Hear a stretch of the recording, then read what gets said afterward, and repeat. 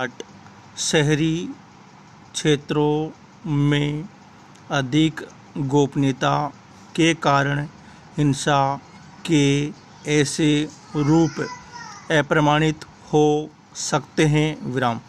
हालांकि राष्ट्रीय स्तर पर समस्या की सीमा को सही ढंग से मापना मुश्किल है।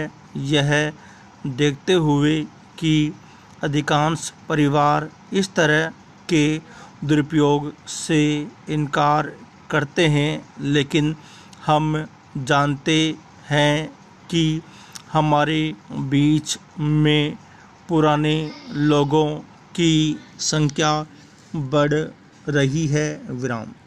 एक वर्तमान अनुमान भारत में 60 से अधिक आबादी को 90 मिलियन के आसपास रखता है और 2020 तक 142 मिलियन पुराने लोगों की आबादी होने का अनुमान है।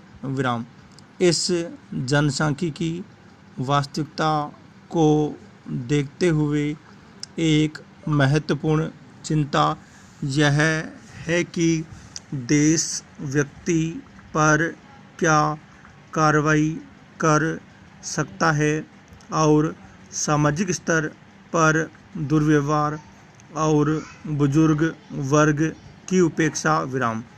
ऊपर सूचीबद्ध लोगों की तुलना में भारत में प्रचलित घरेलू हिंसा के कुछ और संभावित रूप है। एक गंभीर टिप्पणी पर पारिवारिक युद्ध या कबीले युद्ध देश भर में घरेलू हिंसा के घातक रूप है।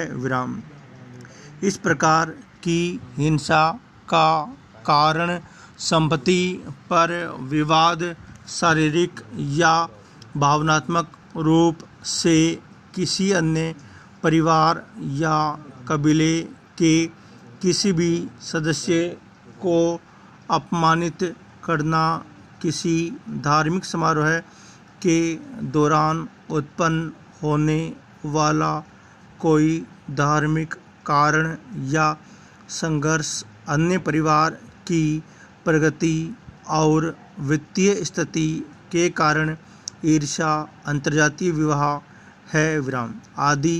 हरियाणा, पंजाब, आंध्र प्रदेश आदि कई राज्यों में हिंसा का यह रूप आम है। घरेलू हिंसा के अन्य रूपों में से एक घरों में नौकरों और नौकरानियों का इलाज है।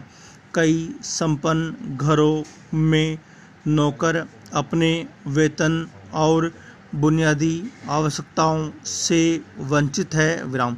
उन्हें परेशान किया जाता है और पीटा जाता है और पर्याप्त आराम किए बिना भी काम किया जाता है।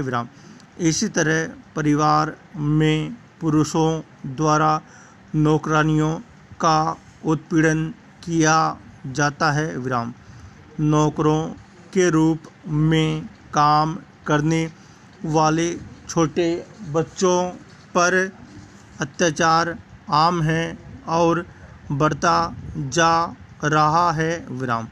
कुछ हद तक मीडिया हिंसा के उपरोक्त सभी रूपों में योगदान के लिए भी जिम्मेदार है।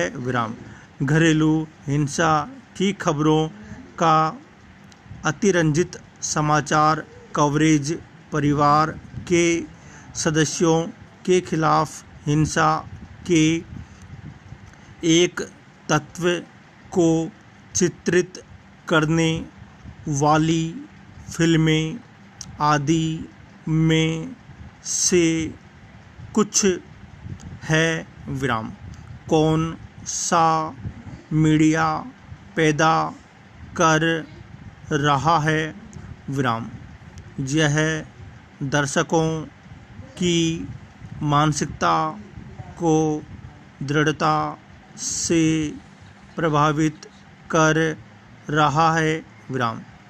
तुलनात्मक रूप से दृश्य मीडिया इन मामलों में प्रिंट और इलेक्ट्रॉनिक मीडिया की तुलना में कहीं अधिक प्रभावशाली है। विराम। बहुसंख्यक भारतीयों की अशिक्षा और भीड़ मानसिकता उन्हें इन सभी मामलों में गुमराह करती है। विराम। उन्हें उचित स्वास्थ्य देखभाल प्रदान करने और उनके साथ विनम्रता से विराम